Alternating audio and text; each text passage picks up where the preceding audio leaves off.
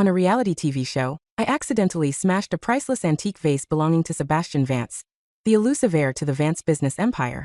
Rumor has it, this vase was the only gift left to him by his tragic first love, who passed away young.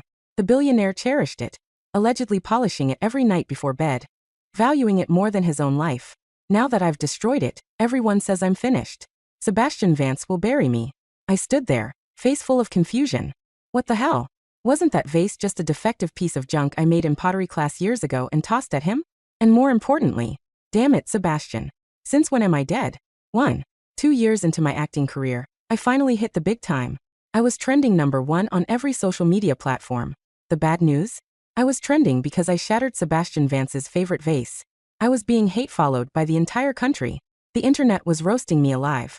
At gossipgirl_x. No way. Does she not know? That vase is Sebastian's holy grail. It was a gift from his late soulmate. He takes that thing everywhere, even on private jets. At Vance Fan Club.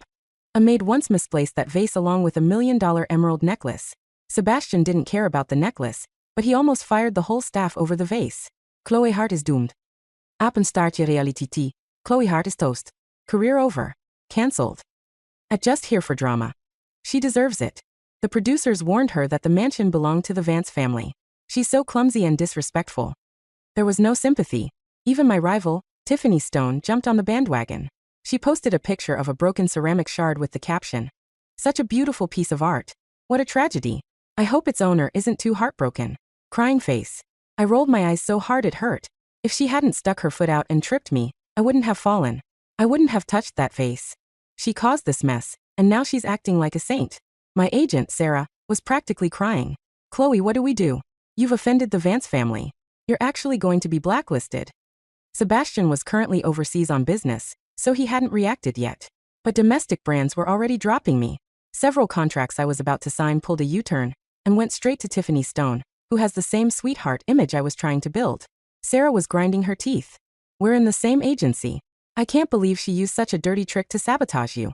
And the executives know she did it, but they're protecting her. It's disgusting." "So what now?"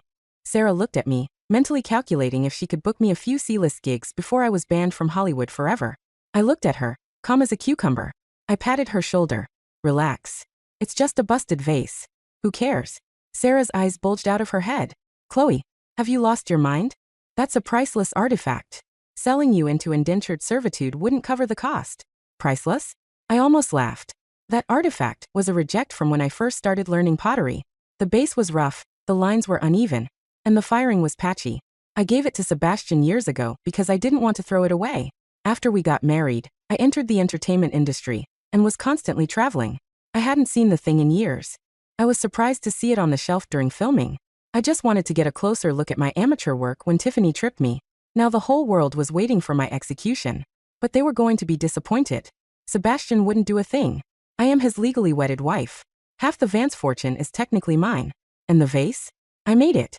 But, deceased soulmate? I'm just busy with work, not dead. That toxic man and his rumors.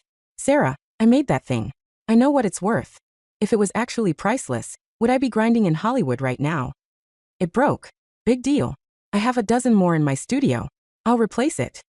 Sarah stared at me for a full minute before whispering, "She's cracked." She thought the stress had broken my brain. So she immediately signed me up for whatever reality show would take me, trying to cash out before the end. The only show desperate enough to take the vasebreaker was a live-stream dating show called Love Unscripted. It was a huge production sponsored by a massive conglomerate. 3 men for women. 1 girl ends up alone. Given my reputation, that girl was definitely going to be me. I signed the contract. Then, on the flight to the location, I saw the sponsor list. The Vance Group. And rumors were swirling that the mystery guest was none other than the CEO himself. The internet thought he was coming to sue me live on air. They were half right. He wasn't coming to sue me. He was coming to catch me. I had lied to him. I told him I wasn't going on a dating show. If he caught me pretending to be single on national TV, I was panicked. 2. In the makeup room, I was too stressed to notice Tiffany Stone walk in. She was also on the show. A newbie actress next to her whispered loud enough for me to hear. "Some people have no shame. She smashed Mr. Vance's vase and still dares to show her face? Is she waiting for a lawsuit?" With no cameras around, Tiffany dropped the act. She rolled her eyes. She's desperate. Probably hoping to hook up with a rich guy to pay off her debt. Disgusting. I heard Mr. Vance might be the mystery guest, the newbie said. Maybe she thinks she has a chance with him. Ha. As if. Tiffany smirked. In her dreams. She walked past me, deliberately bumping my shoulder. The live stream began. The rules were brutal. After the intros, the audience voted. The most popular girl got first pick of the men. The men had no right to refuse. The chat was exploding with rumors about Sebastian Vance being guest number 4. I was dead last in the polls. Tiffany was number 1. She looked smugly at me. The male options. Brad, the film king, secretly dating the film queen, who was also on the show. Justin, the current it boy, a scumbag who tried to hit on me and then paid bots to hate on me when I rejected him. Noah, the campus heartthrob, a rookie. Tiffany bypassed all of them. She wrote down Justin's name. I was confused. Wasn't she gunning for Sebastian? The film queen picked the film king. The rookie girl picked Noah. That left me with the mystery guest number 4. The supposed Prince of Wall Street. I was trembling. I pointed my finger at the curtain for guest number 4. I could already imagine Sebastian's cold, mocking face when the curtain dropped. The music swelled. The curtain rose. And empty space. The studio erupted in laughter. The host announced. Unfortunately, our mystery guest had a scheduling conflict and withdrew from the show. I opened my eyes. No Sebastian. The comments section was brutal. LMAO, her sugar daddy dreams are crushed. Sebastian is literally in the same city for business, and he cancelled? He probably heard she was here and bailed. Embarrassing. She really thought she could match with a billionaire after breaking his stuff? Off camera, Tiffany sneered at me. Idiot. You actually thought he'd come? You aren't even fit to breathe the same air as him. She knew. She picked Justin because she knew Sebastian wasn't showing up. She set me up to be the clown. 3. The couples went off on romantic dates. I was left alone at the villa. The producers, wanting to squeeze some labor out of me, sent me to the market to buy groceries for dinner. I didn't mind. I used to cook for my master's entire pottery studio back in the day. While I was picking vegetables, I felt a tug on my shirt. I looked down. A little boy with chubby cheeks and big, teary eyes was looking up at me. He looked lost. His eyes lit up when he saw me. He launched himself at my legs. Oh. He was about to yell, Auntie. I slammed my hand over his mouth. Joe. Call me Chloe. It was Leo, Sebastian's nephew. What are you doing here? I whispered. It turned out the resort we were filming at was owned by the Vance Group. Sebastian was here for work and he brought Leo. Leo had escaped his nannies. So Sebastian was here. Minutes away. I shivered.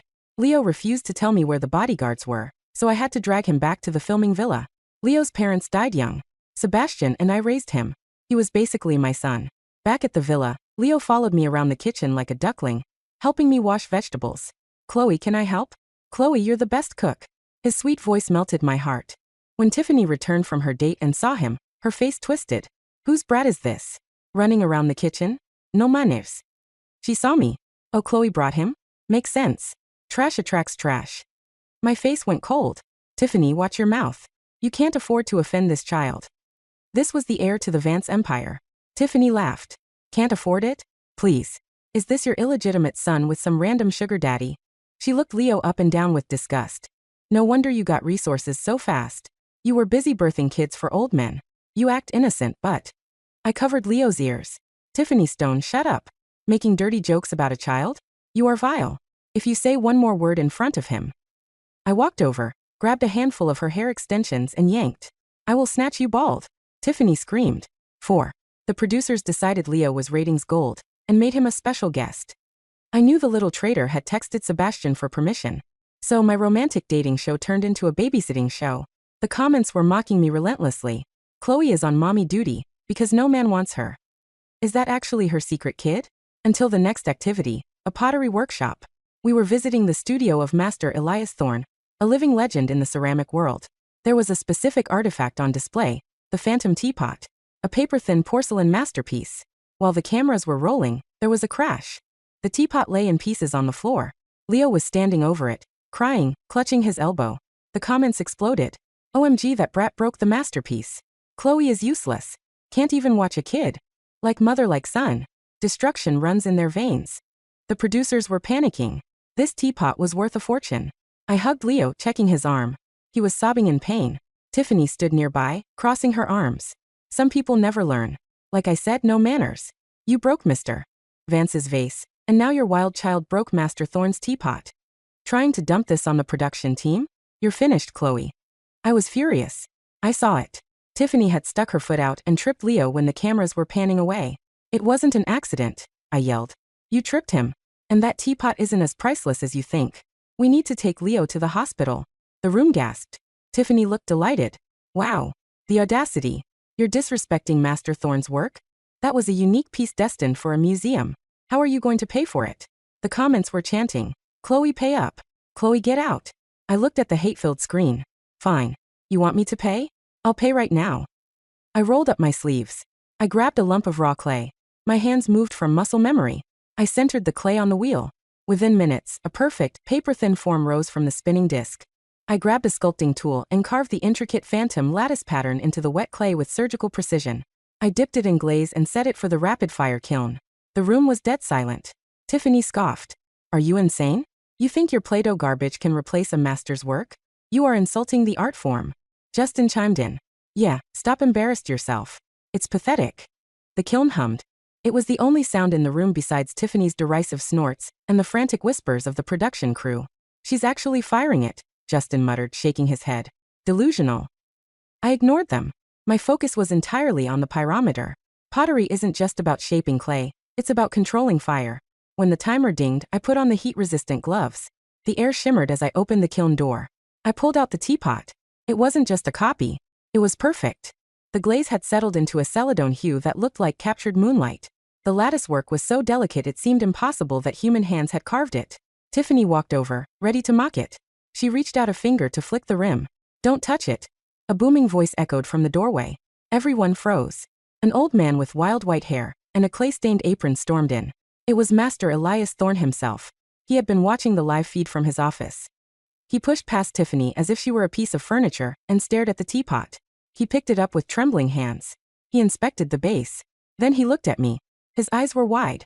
The ghost hand technique, he whispered. I haven't seen this since my best student left the studio 3 years ago. The production crew zoomed in on his face. Wait, Master Thorne squinted at me. Chloe, is that you? You changed your hair. The room went silent. You know her? Tiffany asked, her voice shrill. Know her? Master Thorne barked. She's my apprentice. The one who designed the original phantom teapot. This broken one was just a prototype I kept for sentimental reasons. The one she just made? That's the real masterpiece. He turned to the camera. You people are lucky. Chloe's work usually sells for 5 figures at auction under the pseudonym Sage. I've been begging her to come back to the studio for years. The live stream comments froze for a second, then exploded. Wait, Chloe is Sage, the ceramic artist. So she didn't break a priceless artifact. She broke her own prototype? Tiffany looks like she swallowed a lemon. Wait, if she's a master potter, then the vase she broke at Sebastian Vance's house, did she make that too? I sighed. Master, I'm sorry about the prototype. Leo tripped. Master Thorne waved his hand dismissively. Who cares about the pot? Is the boy okay? He looked at Leo's bruised elbow. And who tripped him? Leo pointed a chubby finger straight at Tiffany. The scary lady kicked me. Tiffany paled. I didn't. The kid is lying. Check the tapes. I yelled. Production has cameras everywhere. Check the B-roll. The director, sensing a viral moment, immediately played the raw footage from a side angle on the studio monitor. It was grainy but clear. Tiffany's stiletto heel hooking around Leo's ankle as he walked by. The internet turned on Tiffany instantly. Hashtag Tiffany Stone Child Abuser started trending. Master Thorne's face went red. Get out. Get out of my studio. He pointed at Tiffany. You are banned from any establishment associated with the Ceramic Guild. Tiffany fled the room in tears, followed by a frantic Justin who was trying to distance himself from the fallout. I picked up Leo. Let's get some ice for that arm. As we walked out, Master Thorne grabbed my arm. Chloe, stop wasting your talent on this celebrity nonsense. Come back to the kiln. I will, Master, I smiled. Soon. But first, I had to deal with the man waiting in the black Maybach parked outside the studio. I knew the car. I knew the license plate.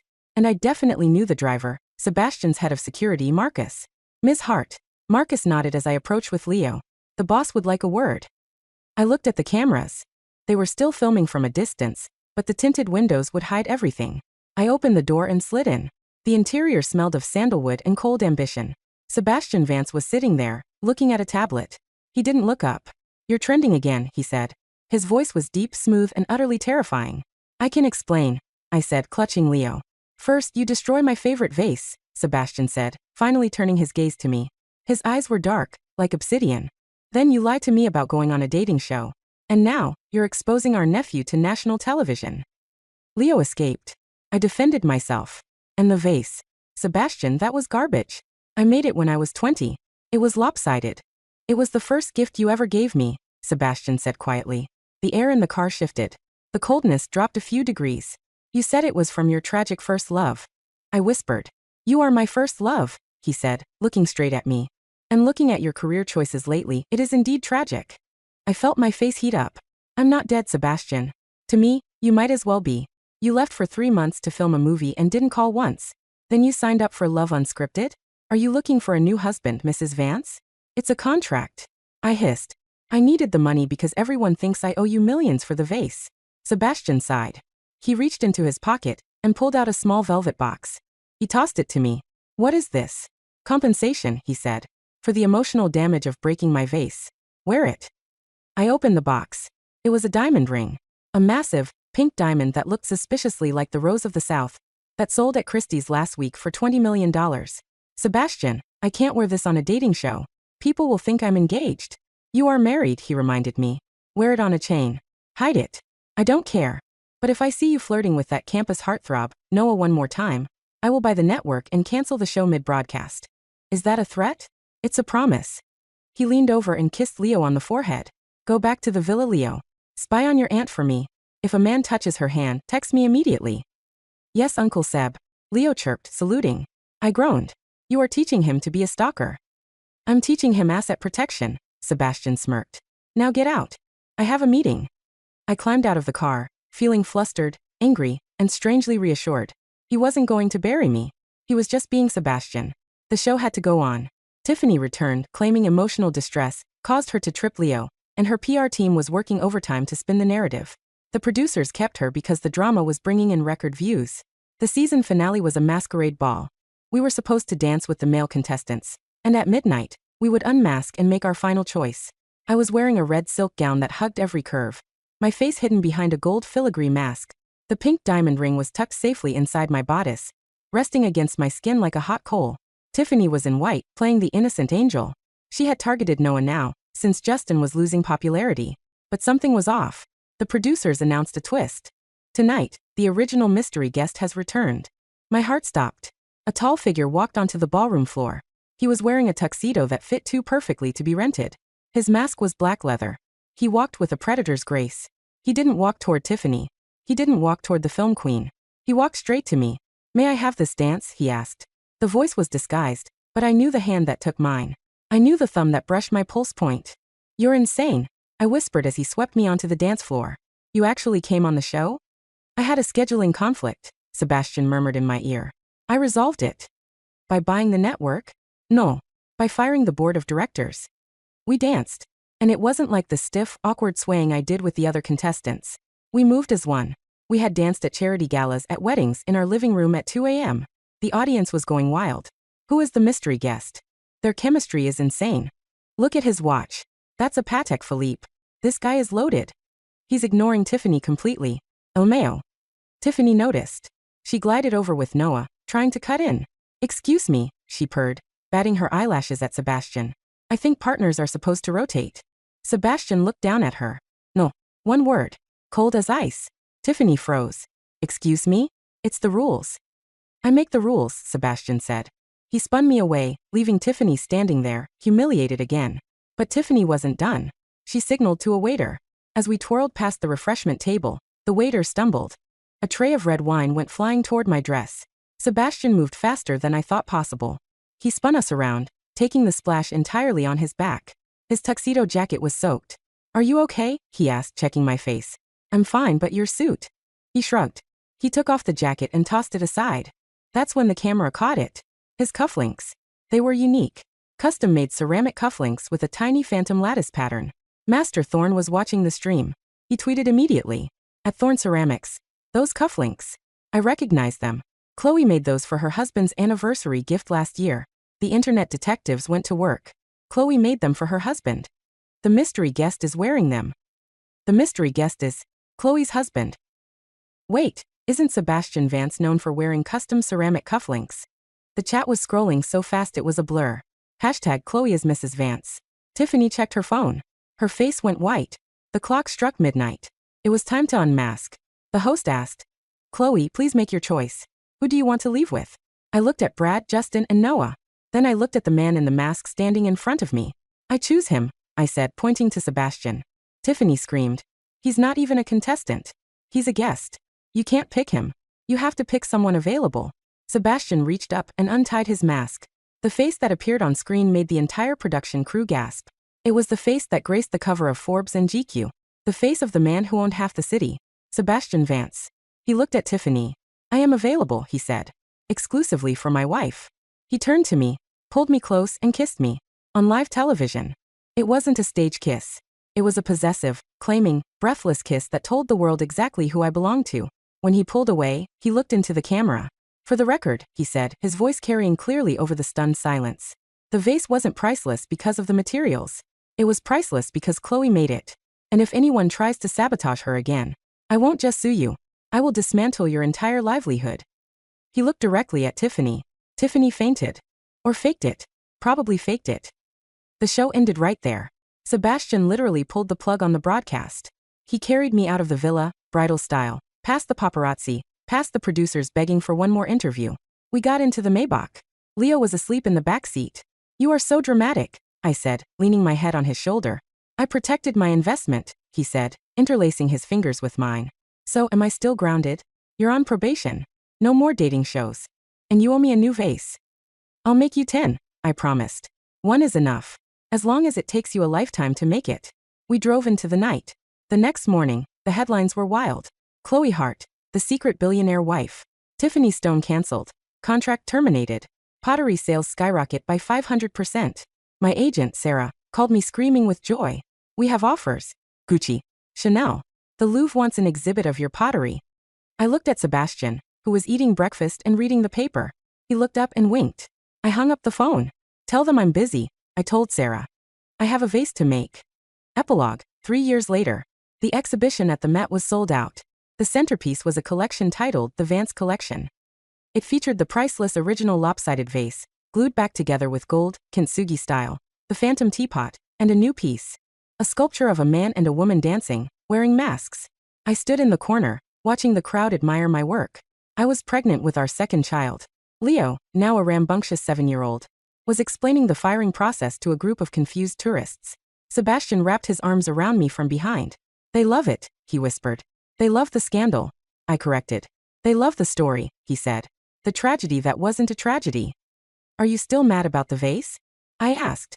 "I like the broken one better now," he said, looking at the gold cracks running through the clay. "It shows history. It shows that we broke, and we put it back together stronger." He kissed my neck. "But if you break this sculpture, I'm filing for divorce." "Liar. Try me." I smiled and leaned back into him. I was Chloe Hart, actress, master potter, troublemaker, and the wife of Sebastian Vance. And this time, I wasn't going to break anything, except maybe the box office records.